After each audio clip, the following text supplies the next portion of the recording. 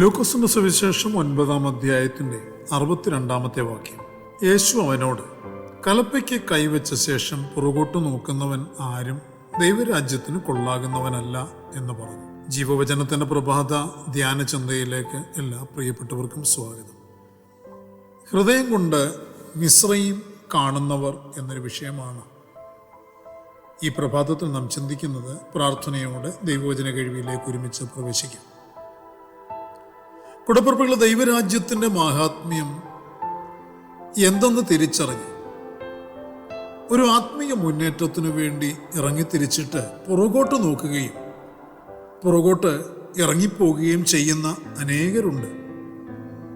അറിഞ്ഞ സത്യത്തിനു വേണ്ടി ഇറങ്ങിത്തിരിച്ചിട്ട് പുറകോട്ട് നോക്കുന്നവർ ആരും ദൈവരാജ്യത്തിന് കൊള്ളാത്തവരാണ് എന്ന് കർത്താവ് തന്നെ വെളിപ്പെടുത്തി. ലോകം ഉള്ളിൽ കിടക്കുന്നവർ പുറകോട്ട് നോക്കുന്നവരായിരിക്കും. വിളിച്ചിറക്കപ്പെട്ടത് മുൻപോട്ട് ലക്ഷ്യം വെച്ച് വാഗ്ദത്ത നാട്ടിലേക്ക് പ്രവേശിക്കുവാൻ വേണ്ടിയാണ്. ഒരു ശക്തമായ ആത്മീയ ദൗത്യം ചെയ്ത് പൂർത്തീകരിക്കുവാനാണ് ഇറങ്ങിത്തിരിച്ചത്. എന്നാൽ പുറകോട്ടുള്ള നോട്ടം ഈ യാത്രയെ തടസ്സപ്പെടുത്തും, ദൗത്യ നിർവഹണത്തിൽ നിന്നും പിന്തിരിയിക്കും. അതുകൊണ്ട് മിസ്രയീമ്യ ചിന്ത ജീവിതത്തിൽ നിന്ന് വിട്ടുകളഞ്ഞ് മുന്നേറേണ്ടത് ആവശ്യമാണ്. ജീവിത ലക്ഷ്യത്തിൽ നിന്ന് പിന്തിരിയുന്നത് ഗുരുതരമായ വീഴ്ചയാണ്, അത് അപകടമാണ്.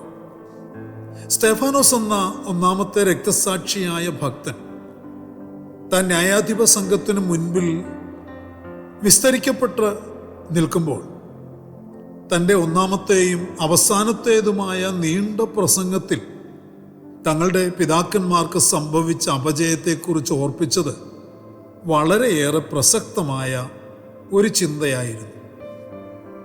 അപ്പോസ്തല പ്രവൃത്തിയിൽ അതിങ്ങനെ വായിക്കുന്നു: നമ്മുടെ പിതാക്കന്മാർ അവന് കീഴ്പ്പെടുവാൻ മനസ്സില്ലാതെ അവനെ തള്ളിക്കളഞ്ഞ് ഹൃദയം കൊണ്ട് മിസ്രയീമിലേക്ക് പിന്തിരിഞ്ഞു എന്നാണ് അവിടെ ഓർപ്പിക്കുന്നത്.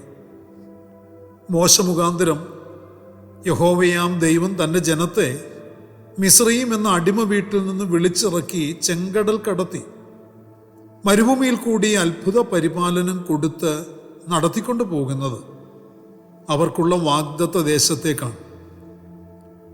എന്നാൽ അതിൻ്റെ പൂർണ്ണതയിലേക്ക് എത്തുന്നതിന് എതിരായി അവരുടെ ചിന്ത പുറകിലോട്ട് പായുകയാണ്. അവരുടെ ചിന്തയും സംസാരവും നോട്ടവും ഒക്കെ മുൻപോട്ട് ആയിരിക്കേണ്ടതിന് പകരം പുറകിലോട്ടാണ്. അവർ ചിന്തിക്കുന്നത് കനാനല്ല, മിസ്രയീമാണ്. അവർ സംസാരിക്കുന്നത് കനാനെക്കുറിച്ചല്ല, മിസ്രയീമിനെ കുറിച്ചാണ്. അവർ നോക്കുന്നത്, യാത്ര ചെയ്യുന്നത് കനാനിലേക്കാണെങ്കിലും ഹൃദയം കൊണ്ട് കാണുന്നതും യാത്ര ചെയ്യുന്നതും വിട്ടുപോകുന്ന മിസ്രയീമിലേക്കാണ്. എത്ര ഭയങ്കരമായ ഗുരുതരമായ വീഴ്ചയും അധപ്പതനവുമാണിത് എന്ന് മനസ്സിലാക്കണം. പ്രിയരെ, നാം ആയിരിക്കുന്ന ആത്മീയ ലോകത്തിലെ ഇന്നത്തെ അവസ്ഥയും ഇതുപോലൊക്കെ തന്നെയല്ലേ? മിസ്രയീം അക്ഷരികമായി വിട്ടെങ്കിലും ആത്മീയമായി വിട്ടിട്ടില്ല എങ്കിൽ അങ്ങെത്തുകയില്ല, വഴിയിൽ തന്നെ പട്ടുപോകും. മിസ്രയീം എന്നത് ലോകമാണ്.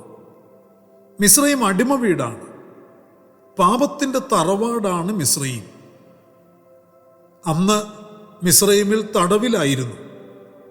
ഇന്ന് സ്വാതന്ത്ര്യം കൽപ്പിക്കപ്പെട്ട് മരുഭൂമി യാത്രയിലാണ്. അന്ന് സ്വാതന്ത്ര്യം കൊതിച്ചിരുന്നു. ഇന്ന് വീണ്ടും അടിമത്തം കൊതിക്കുന്നു. ഇതാണ് പിശാചിൻ്റെ തന്ത്രം. ആ തന്ത്രത്തിൽ കുടുങ്ങിയവർ പുറകോട്ട് തിരിഞ്ഞു നോക്കി മനസ്സില്ലാ മനസ്സോടെ മുൻപോട്ട് നടക്കുകയാണ്. സ്വസ്ഥതയിലേക്ക് നയിക്കപ്പെടുന്നവർ ഇത് ഞങ്ങൾക്ക് കഠിനമാണ്, അവിടുത്തെ ഊഴിയ വേലയായിരുന്നു ഇതിലും ഭേദം എന്ന് പറയുകയാണ്. സ്വാതന്ത്ര്യം കൽപ്പിക്കപ്പെട്ട് സ്വസ്ഥതയിലേക്ക് പ്രവേശിക്കപ്പെട്ടവർ, ആത്മാവിനാൽ നടത്തപ്പെടുന്നവർ, ആനന്ദം അനുഭവിക്കേണ്ടിയവർ, കർത്താവിനൊപ്പം നടക്കേണ്ടിയവർ ഹൃദയം കൊണ്ട് പിന്തിരിഞ്ഞാൽ അവർ ഇപ്പോഴും മിസ്രയീമിലാണ് എന്ന് വെളിപ്പെടുത്തുകയാണ്. അവരെക്കുറിച്ച് കർത്താവ് പറഞ്ഞത് അവർ ദൈവരാജ്യത്തിന് കൊള്ളാകുന്നവരല്ല എന്നാണ്. അതുകൊണ്ട് പ്രിയരെ, ഇറങ്ങി പുറപ്പെട്ട ശേഷവും മിസ്രയീം ഹൃദയത്തിൽ നിന്ന് വിട്ടുകളയാതെ കൊണ്ടു നടക്കുന്നുവെങ്കിൽ അതിന് ദൂഷ്യഫലങ്ങൾ കഠിനമായിരിക്കും എന്ന് തിരിച്ചറിയണം. ജീവനുള്ള ദൈവത്തിന് പകരം മറ്റു പലതിനും ജീവിതത്തിൽ സ്ഥാനം കൽപ്പിച്ചു കൊടുക്കേണ്ടി വരും. ആത്മീയ നടത്തിപ്പിന് കീഴ്പ്പെടുവാൻ മനസ്സില്ലാതെ ദുഷ്ടക്കൂട്ടുകെട്ടുകൾ ഉണ്ടാക്കിയെടുക്കുന്നവരായി തീരുകയും ചെയ്യും. ദൈവത്തെയും ദൈവിക സാന്നിധ്യത്തെയും ഒഴിഞ്ഞു മാറി നടക്കുന്നവരുമായിത്തീരും. ഇന്ന് ഇറങ്ങിത്തിരിച്ച കലപ്പയ്ക്ക് കൈവച്ച അനേകരുടെ ജീവിതയാത്രയിൽ ദൈവസാന്നിധ്യം അവർക്ക് അന്യമായി മാറുന്നൊരു കാലമാണ്. ശരീരം കൊണ്ട് മരുഭൂമി യാത്രയിലാണെങ്കിലും ഹൃദയം കൊണ്ട് മിസ്രയീമിലേക്ക് തിരിഞ്ഞിരിക്കുന്നതിൻ്റെ ഭവിഷ്യത്തുകൾ അനുഭവിക്കുന്നവർ ഇന്ന് ഏറെയാണ്. കൂടപ്പിറപ്പുകളെ, മിസ്രയീമി ചിന്ത പൂർണ്ണമായി ഉപേക്ഷിക്കുക. സ്വാതന്ത്ര്യം അനുഭവിക്കുവാൻ വിളിക്കപ്പെട്ടിരിക്കുകയാണ് നിങ്ങൾ ഓരോരുത്തരും. വീണ്ടും അടിമത്തത്തിലേക്ക് പോകുവാൻ ഇടയാകരുത്. ഹൃദയം കൊണ്ട് ഒരിക്കലും പിന്തിരിഞ്ഞ് നടക്കുവാനും ഇടയാകരുത്. ആത്മീയ നടത്തിപ്പിന് നടത്തുന്നവർക്ക് കീഴടങ്ങിയിരുന്ന് വാഗ്ദത്ത ലക്ഷ്യത്തിലേക്ക് യാത്ര തുടരുക. മിസ്രയീമിലെ സന്തോഷവും നന്മയും ഒന്നും നിങ്ങൾക്ക് തൃപ്തി വരുത്തുന്നവയല്ല. കനാനിൽ നിങ്ങൾക്ക് ആനന്ദം അനുഭവിക്കുവാൻ അവകാശമുണ്ട്. ആ അവകാശം പ്രാപിച്ചെടുത്ത് ദൈവരാജ്യത്തിന് കൊള്ളാകുന്നവരായി ജീവിക്കുക. പ്രാർത്ഥനയ്ക്കായി കണ്ണുകളെ നമുക്കടയ്ക്കാം. പരിശുദ്ധനായ ഞങ്ങളുടെ സ്വർഗീയ പിതാവേ, ഈ അനുഗ്രഹീതമായ നല്ല ദിവസം പ്രഭാതത്തിൽ ദൈവത്തിന് മാറ്റമില്ലാത്ത തിരുവചനം ശ്രദ്ധയോടെ കേട്ട് ധ്യാനിക്കുവാൻ ഞങ്ങൾക്ക് നൽകി തന്ന നല്ല അവസരത്തിനായി നന്ദിയോടെ സ്തോത്രം.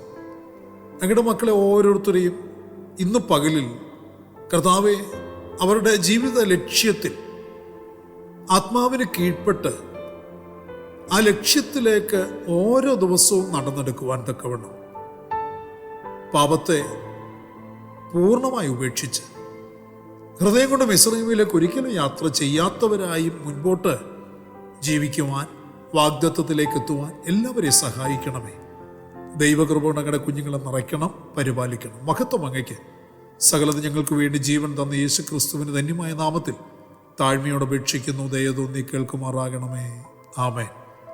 പ്രിയ വചനങ്ങളാൽ പരിശുദ്ധനായ കർത്താവ് എല്ലാവരെയും അനുഗ്രഹിക്കട്ടെ. അവിടെ വാഴ്ചപ്പെട്ട കർത്താവിൻ്റെ വരവ് അടുത്തിരിക്കുന്നതിനാൽ അവൻ്റെ വരവിന് വേണ്ടി ഒരുങ്ങി കാത്തിരിക്കുക. മാറാനാഥ.